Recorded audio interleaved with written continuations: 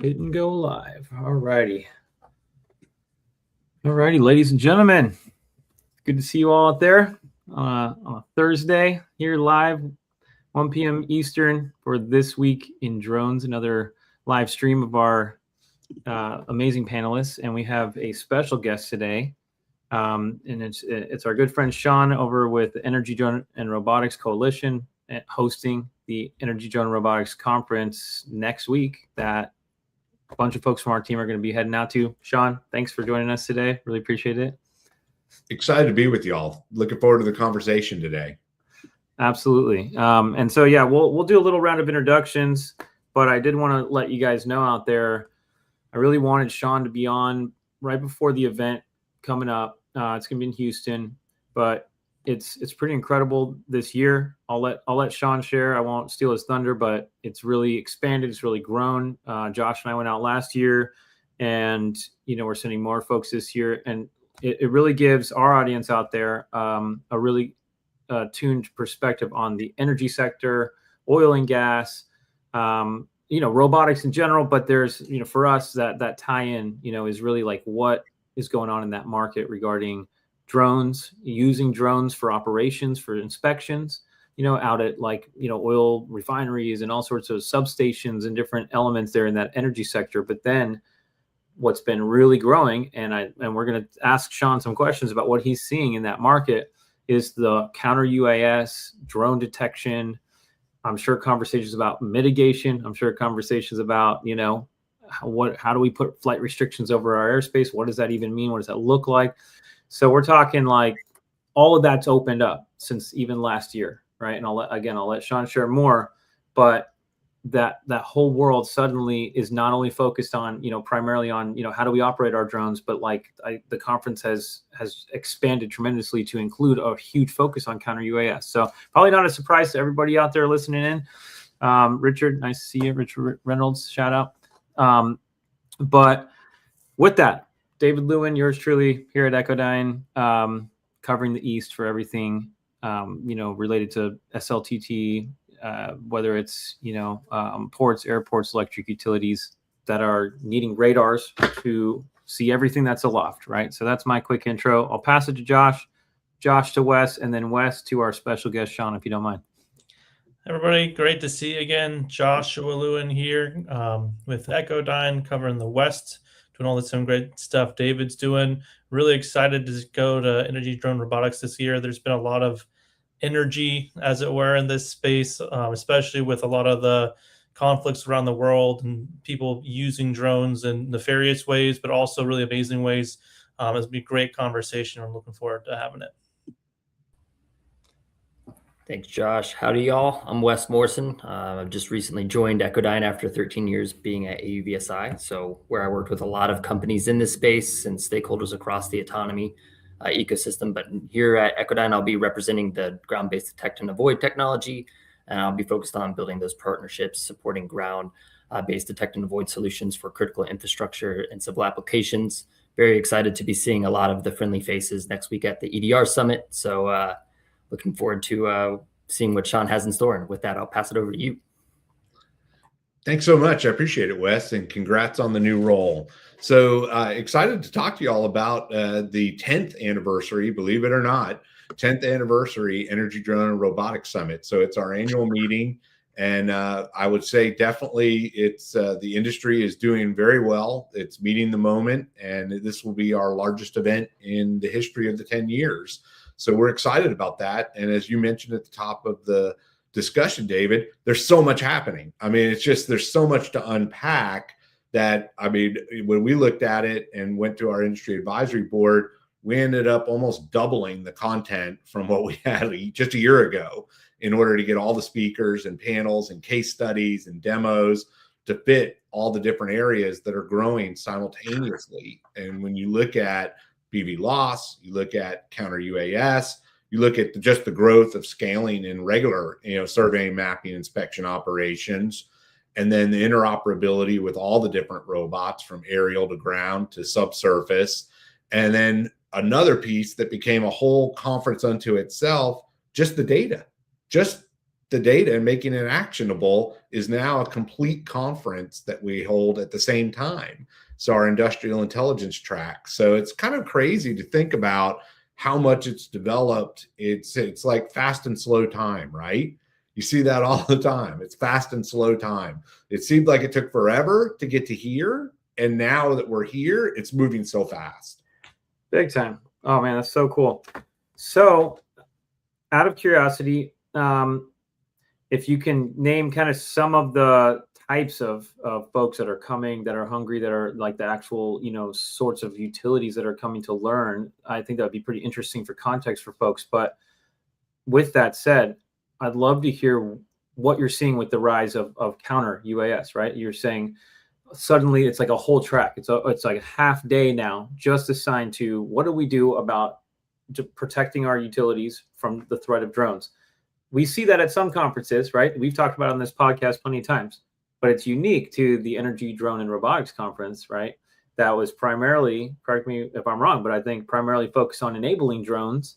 And then suddenly a really decent percentage of the conference is now taken up with this focus of what do we do about drones that we don't want to be there, and how do we defend against them? And it sounds like there's actually more titles of folks coming that are more in the security world, not just the operations side of the house.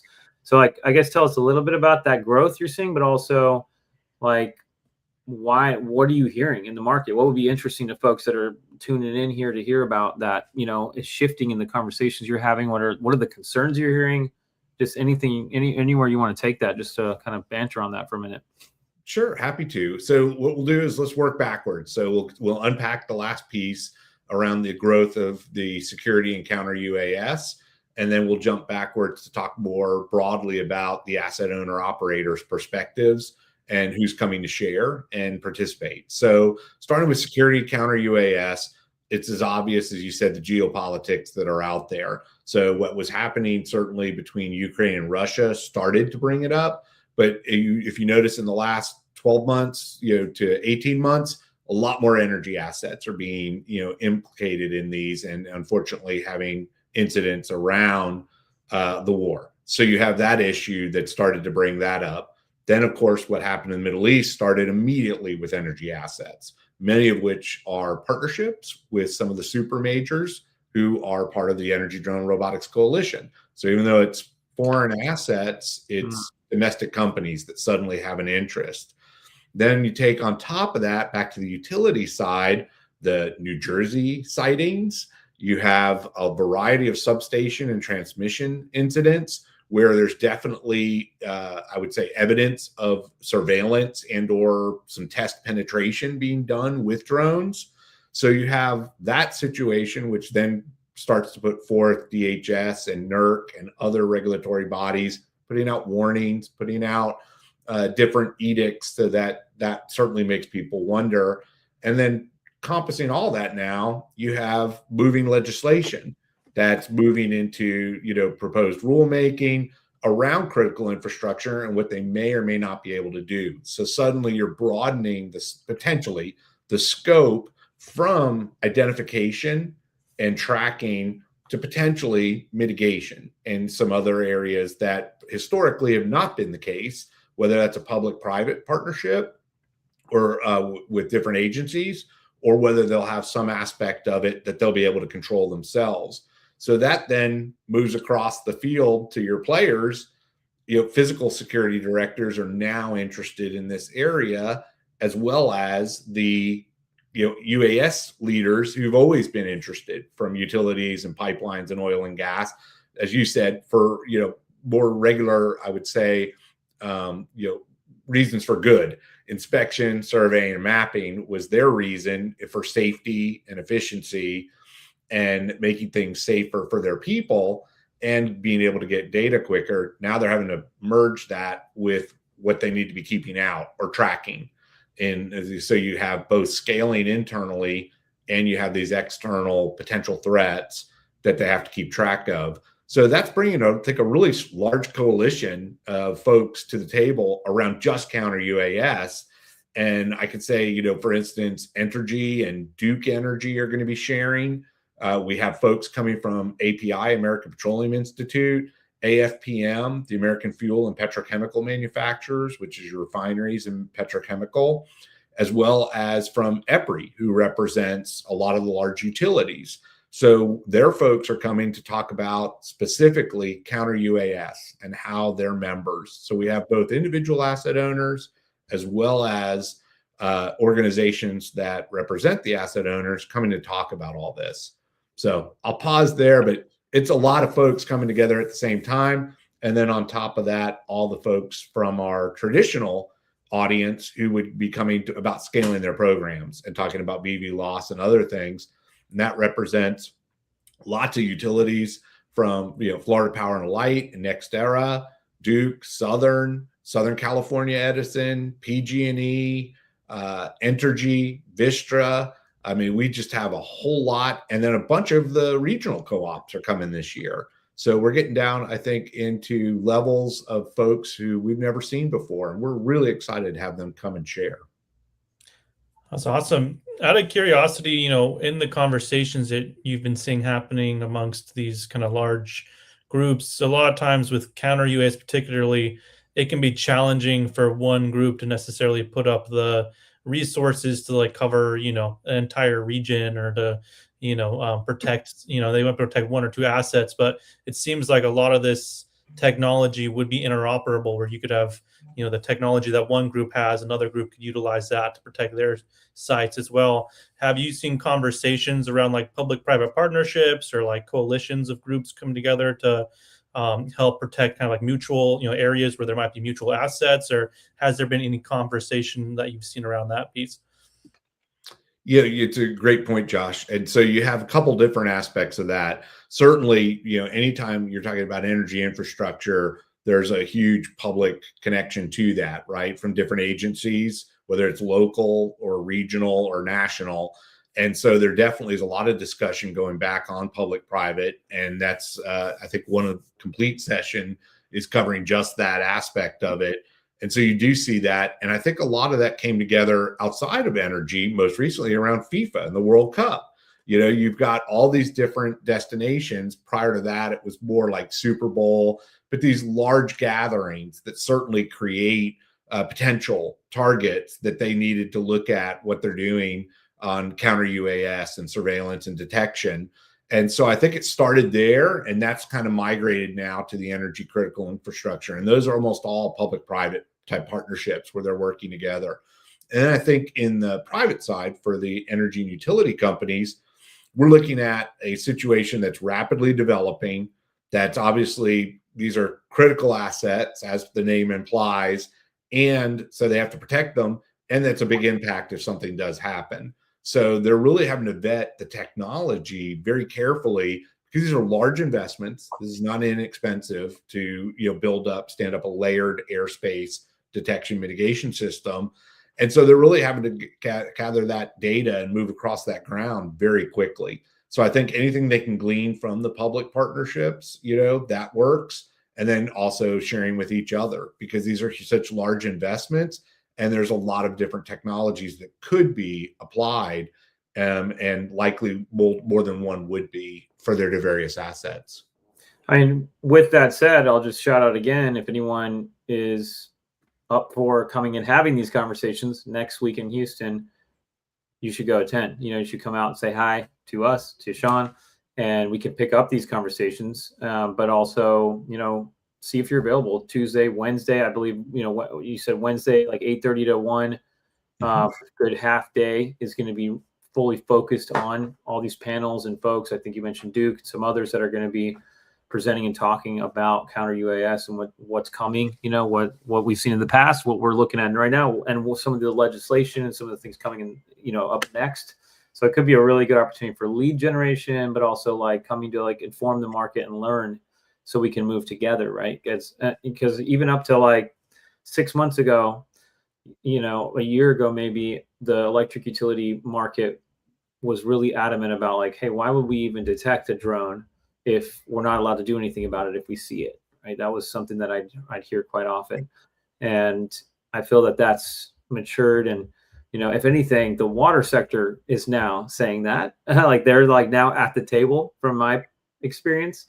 And now they're saying that, why would we detect it if we can't do anything about it? But the energy sector has moved on that spectrum towards actually starting to become proactive. And this is just an anecdote from, my world, and what I'm hearing and seeing. But I feel like the energy sector, and I don't know what NERC is doing exactly, but I think they're starting to embrace, starting to roll out, starting to get more serious and proactively invest in counter UAS technology. So it is actually incredibly timely to be out there in Houston together, meet up with some of these folks, pick up where you left off with one of them. And, I think they're kind of a hot market right now, ready. Like they need help, and they know they need it now, and they're embracing it.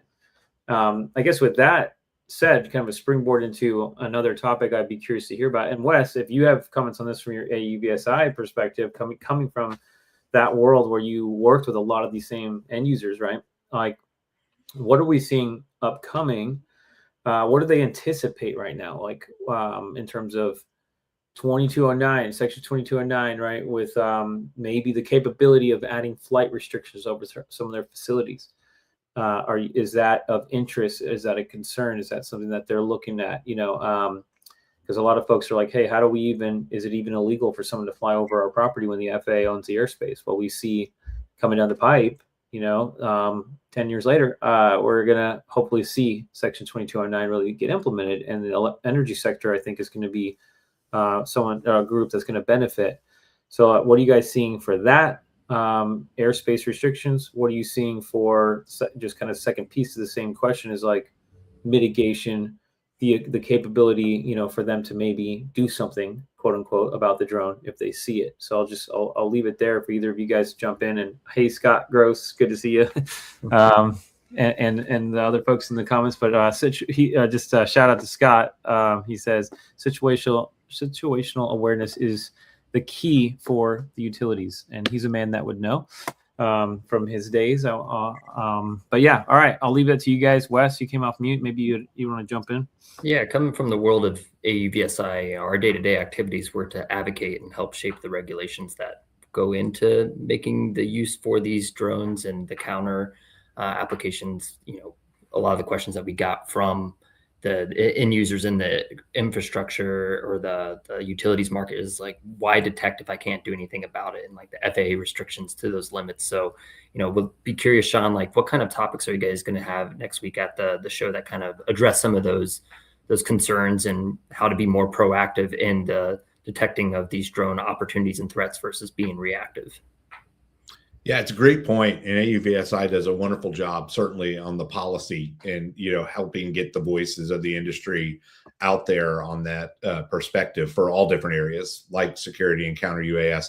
So what we're going to try to do really, the plan based on what we built is to really unpack for people what is the regulatory landscape as we look at all these different areas, what's already done, what are these warnings or different notices mean, and then what's potentially coming and when and why. So in other words, we spent a lot of time looking at that.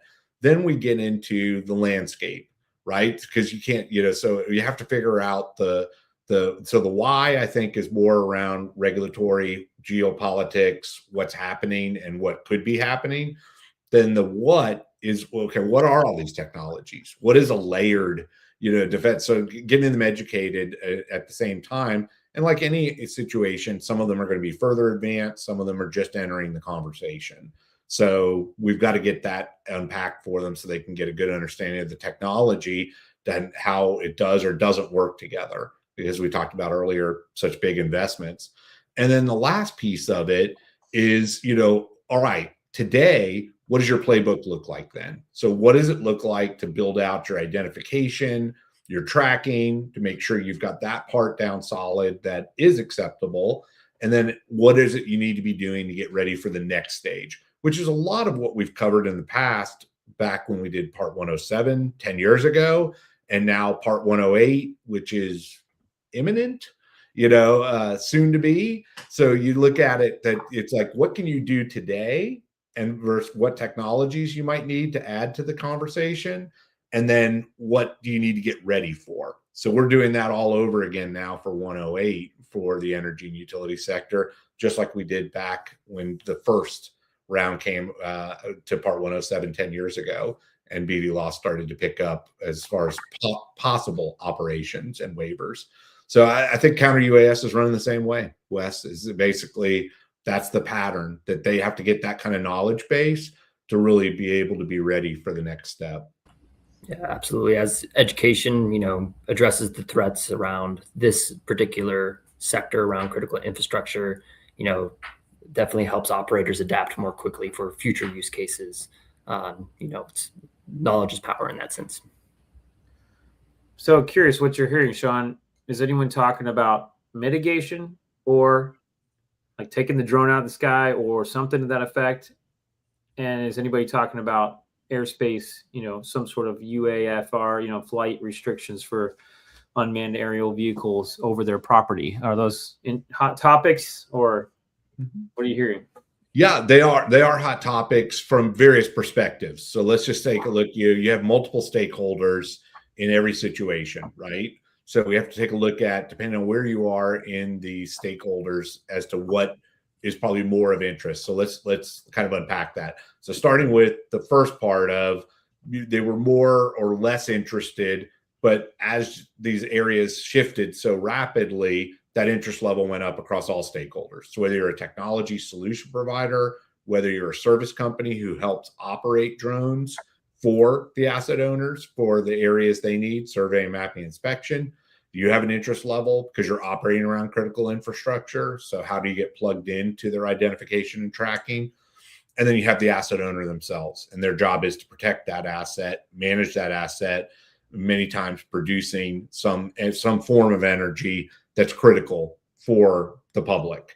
So you basically have each of those that I think are heightened awareness, and their interest level is starting to go up dramatically.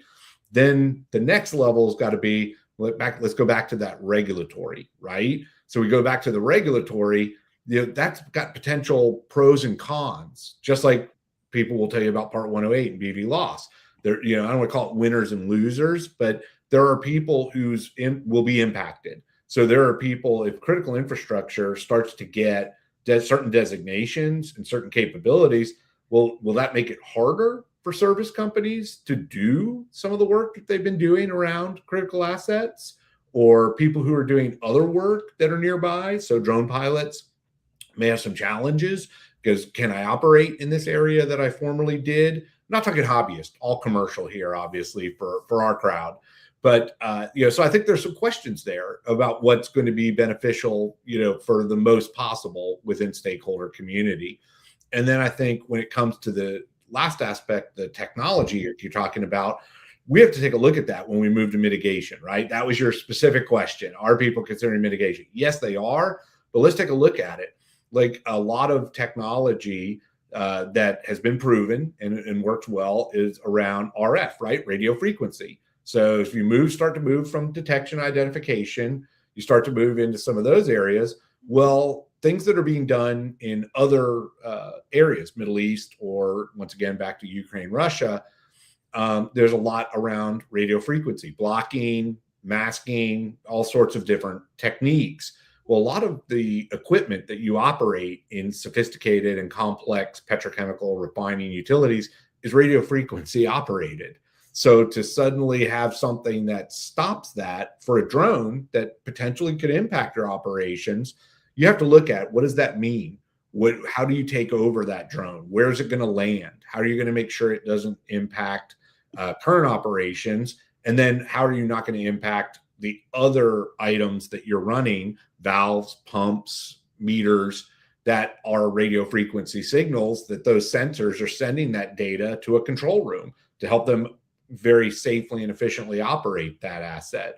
So you have a lot of pieces there when you start to move to mitigation. That starts to become kind of a question beyond the regulatory, which is not there yet. So, I think there's a lot of technology questions, and I think that those potential impacts add a lot to the mix, which probably goes back to your point, probably why energy and utilities have been maybe a little slower in the adoption curve versus some of the other stakeholders, because they do have to be very careful.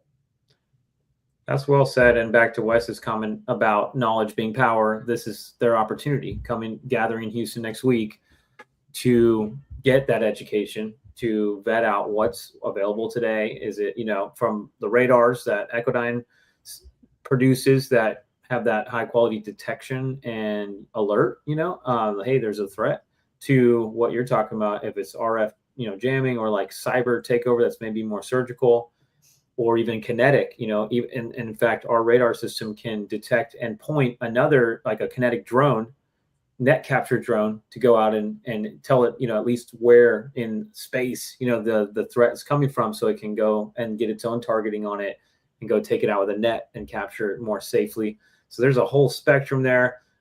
FIFA World Cup is going to be a very interesting, a very interesting testing and proving ground for all these technologies, from our radar systems to all sorts of mitigation technologies. And of course, the FBI Training Center has been able to train a handful of state law enforcement agents and kind of deputize them to be able to administer some of the mitigation technology, right? And so that authority is being kind of extended as we speak. So we'll see how that all rolls out after the World Cup, and I kind of banter around that because we're gonna have a lot of lessons learned as a whole, as an industry, coming off of the World Cup into next week, literally. But then another few weeks after that, in the next month or two, we'll have a lot of after action on how did this technology work in the urban environment in these combinations, and where can there be public-private partnerships where technology is already being deployed, has already been purchased for the World Cup and for the FEMA round 2, funding that's going to be more widespread. Is there an electric utility or a refinery that might be somewhere in the vicinity of a law enforcement agency that's maybe deputized now to use mitigation, that maybe has equipment, and you can start to maybe as an industry hopefully start to piece together some of these public-private partnerships, which is something, Sean, that you mentioned before we went live, that we could get into here, which is like, it's going to take a village. It's going to, not only to educate, but also to determine, like, where is all this equipment being deployed around your refinery? Maybe it already exists. Maybe there's a connection there. One of the guests, Shane Riley, just pointed out Olympics 28. That's going to be another kind of flywheel into how do we protect these mass gatherings from drones. And so anyways, a lot maybe my soapbox there a little bit, just to say there are a lot of stakeholders. There's a lot of equipment going out today. There is mitigation authority being extended today. There's all these things are kind of in flux and being lightly kind of deployed, in real time deployed, and perhaps scaled. Perhaps in the next year or 2 or 3, however that looks, we may be able to actually really see some more wide adoption of some of these technologies and techniques. So I think it's just opportune time right now to make sure that we're in a consensus as an industry as to like what the right technologies are, right, to deploy. So anyway, I'll get off my soapbox. Yeah, I think one thing you mentioned, Sean, that I think might be interesting to kind of look at a little bit more is this kind of dynamic between security but also enablement. And we had chat a little bit about potentially having some of those no-fly zones around some of these critical sites, which might affect some of their own, doing surveying and things like that. But on the other side of the coin, you also have maybe police wanting to use that airspace, or medical groups wanting to do medical deliveries, or even Walmart and Amazon doing drone delivery. Where do you see, is there a lot of cross kind of industry conversation around how this airspace is going to function? Because there's kind of like the Swiss cheese airspace where all the critical sites are all closed off, but then there's the open airspace where everybody's kind of going everywhere, and it kind of can cause a lot of chaos. Have you seen a lot of that kind of conversation, or do you kind of have some insight there? I do have some insight. I always like to tell everybody as a preface when I'm conversing as director of the Energy Drone Robotics Coalition, my knowledge is about a mile wide and an inch deep, as we say in Texas. So we certainly have some great experts coming next week, Monday, Tuesday, Wednesday in Houston, to really unpack this at a much deeper level. But my understanding to what both of y'all were talking about is, a lot of this is going to get covered around federal roles, boundaries, certification pathways, safer skies, right? Safer skies is going to be part of it. that initiative, the SLTT, law enforcement agencies, building coordination frameworks. I mean, these are all going to, I don't think it's going to be the Swiss cheese, I guess, to get, to push me off the fence. I don't think it'll be that way. I think it has to be unified. People have to be able to understand, just like whether it's an airport or a pipeline or what have you, where and how do you operate? And there's a lot of drones that are going to be wanting to operate in that space. So you got to come up with ways that work for everybody. And you can't, I think, have a public agency, to your point, David, that has the ability to take something down over critical infrastructure and critical infrastructure not involved. These have got to be situations where you have some level of understanding, network, UTM, when we talk about the different airspace things that are coming out. I think all that's got to get tied into it. And it seems like those initiatives, Safer Skies is one, that they are positioning that way, that these will be unified, because you're going to have people operating in urban, suburban, and rural, and around all kinds of different assets. Yeah, absolutely. You mentioned something that made me think of another topic, which is insurance, and how if you've heard anything from the insurance industry, it's kind of one of Josh's threads that he likes to pull, which is just, do you foresee that insurance companies will underwrite, will look at potentially, drone, I want to say mitigating the drone threat, but that's just too strong of a word in this industry, but, tackling the drone threat in their security posture as a way to maybe reduce rates or manage rates that may perhaps would go up, at the concern of the threat of drones. And is that something to educate the market on, or is that a potential business kind of opportunity, a way to look at justifying, cost of purchasing equipment, or what's your take on that? Or are we, kind of barking down the wrong trail on that one? Well, you've definitely gone more than an inch deep on my knowledge on that. But I know that we could take a look at operations that involve drones already, right? So if we look at, there are drones operating, and they obviously have, whether it's a service company or the teams that are operating them on behalf or as actual employees of an asset owner, there are insurance implications to any time you're operating around critical infrastructure. Both, I would say probably, adding insurance coverage that has to happen around that. And potentially, if you have a solid SMS, right, safety management system, if you have a good guidelines as an asset owner for, how to fly, et cetera, that probably helps reduce, I would imagine. But I don't know that for a fact that, but I know insurance is obviously required. I know that also there's reasons to safely operate, of course, but also could impact insurance. And then I would add, probably some of the groundwork has been laid for this. If you think about terrorist threat insurance, right? If you think about all the different Safety Act, almost compliance or things like that. Exactly. So some of that's already has to be laid out as to what happens if a nefarious actor does something that impacts whether it's an office building or a power plant. What happens? Who's at fault? Who's, what's the risk? And, do we do something to mitigate that? And I think they're trying to definitely move up to the detect and identify side is becoming very high, and mitigation likely will. I think Shane puts in a great personal opinion here in our comments. The vast majority of this will get solved with expanded use case testing between the FAA, universities, and industry partners. And that type of coalition is exactly what's going to solve most of this. And I'm sure insurance, though, to your point, will definitely be part of it. Yeah, I'm no insurance expert, but I know, the more drone and counter UAS programs become more mature, like that signals operational maturity in a sense as well. So that'll give those insurers confidence to evaluate, similar to what they do for cybersecurity, just based off some of the conversations I've had with those communities and end users in the past. And not to mention with Section 2209 with the FAA eventually being rolled out, in order to get flight restrictions over a critical asset, there's a pretty robust requirement for, just showing your whole layered approach to security for the ground and the air, right? Showing that you've done a level of assessing, risk assessment, so, like an actual program, security I mean, I'm sure a lot of the folks you work with, Sean, are under compliance with NERC and FERC, and NERC CIP 14 and everything to actually have like detailed compliance, against certain like requirements or standards even. But I think that's a factor. Like if you want to get a flight restriction, you need to have an actual robust program that you can back up.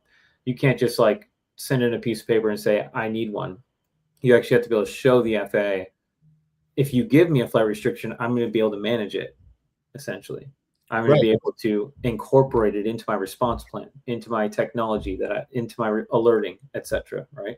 Yeah, you can think of it like a flip side of a coin, right, David? So in essence, you have Part 108 and BVLOS, which is moving some of the things off of the individual pilot to the company, right? So you basically are having to prove that you have what it takes. And that's how most of the waivers have been occurring, right? Under 107, you're proving that you have the right technology, the right radars, the right teams to not need a visual line of sight observer, what have you.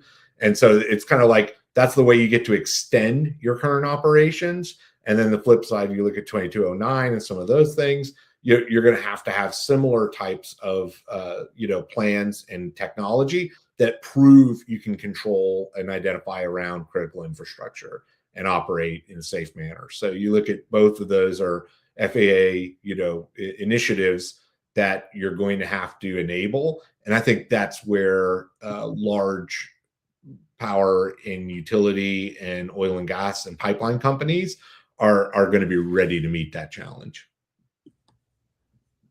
That's good. Josh?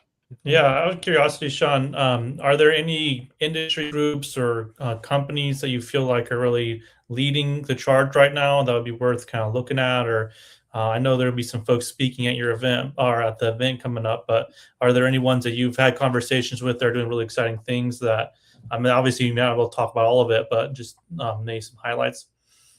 Yeah, great question, Josh. So always have to be very, very careful here to continue to keep my Switzerland type behavior, because we work with so many different companies that are solution providers within the ecosystem. And we do want to make sure that we give all of them a kind of an equal platform so that energy asset owners can make informed decisions. So what we tend to talk about more at the coalition, whether it's the summit that's happening next week or our newsletters every week, or even in our LinkedIn channels and other areas that we do digitally, what we really try to do is make sure people understand, how do you vet the technologies, right? And what are the best practices? And certainly they bring them together, the asset owners, so that they can have those conversations, which probably aren't on the stage, but more in the foyer, about individual companies. But here's some broad strokes that I think help everybody, which is when you look at technologies that are potential, and when you have a area of growth like counter UAS, you have a lot more technologies entering, and you don't necessarily know. So you always want to look at, how long have they been in this market? How many deployments do they have in related areas of critical infrastructure, like maybe with FIFA or for a large thing like the Olympics or what have you? What have they been doing? How have they been deployed? What have the results been from that? And, try to gain from that. And I think energy and utilities are very careful still and likely to do that. And particularly, have you deployed for an energy or utility company anywhere in the world? That would be very, I think, high interest. Birds of a feather like to flock together. So I think you definitely will see people have certain technologies, whether that's radar or RF mitigation or some sort of kinetic even down the road. I think it's going to be what's proven. And energy and utility often don't want to be your first customer, but they'll line up behind someone who's already done one or two deployments successfully. And the other advantage you have with energy and utility asset owners, they have lots of assets. So if you could prove it for one substation or one transmission line section or generation for a utility, well, they got a whole lot more. So once they become a buyer and a user, they buy a lot. And so that's kind of the upside, maybe a slower cycle to get in, but once you're in, I think it can expand a lot. So I think that's the best thing, is to say you have to look at the technologies carefully. And yes, I recognize that I'm still standing on my fence. I'm not going to jump on either side, just to be careful. I don't want to leave someone out. 100%. That's great, man.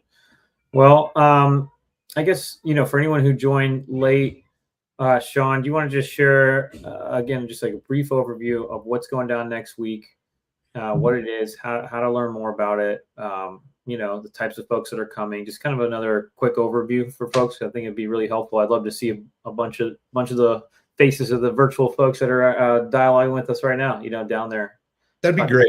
We'd love to have them. You bet. Sure, David. So what we're looking at is we're going to bring together about 2,000 folks in Houston next Monday, Tuesday, Wednesday for our annual summit, 10th anniversary.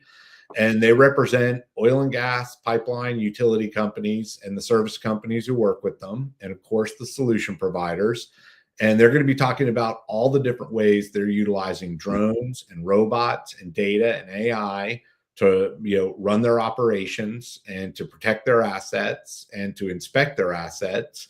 And they're going to be talking about all of that. So we have a couple hundred speakers, and we're looking forward to having people come out. And in this particular area around energy security, counter UAS, we have a half-day forum on Wednesday, June 24th, where the physical security directors and the UAV and robotics leaders can all come together to talk about both perimeter and airspace security for assets. And everybody is welcome in the industry. We look forward to it. I recognize a lot of people who are visiting with us today digitally. Same thing. Come to edrcoalition.com. We have almost everything we do eventually becomes digital, and there's ways for you to be able to visit with that, or you can visit on one of our digital channels like LinkedIn or our weekly newsletter and stay in the loop. We have almost 20,000 members of the EDR Coalition. As I mentioned, only a couple thousand of them come face-to-face from around the world next week. That's great. That's awesome. I just pulled it up myself. Looks, I don't know if I can share it on here, but I'd like to. I don't know if I can. From the Echodyne team, myself and Josh will be there. David might even be making a guest appearance. So if you see us, wave us down. Happy to have a conversation. Love to make the connection. Yeah, awesome. Well, thanks everyone for your time. Thank you so much, Sean. Love having you here. I'm sure we'll have you back if you'll take us, and we'll have some good in-person conversations next week. Honored to be with you all today, and great to talk to everybody online, and look forward to seeing everybody face to face who can make it, and let's stay in touch. Awesome.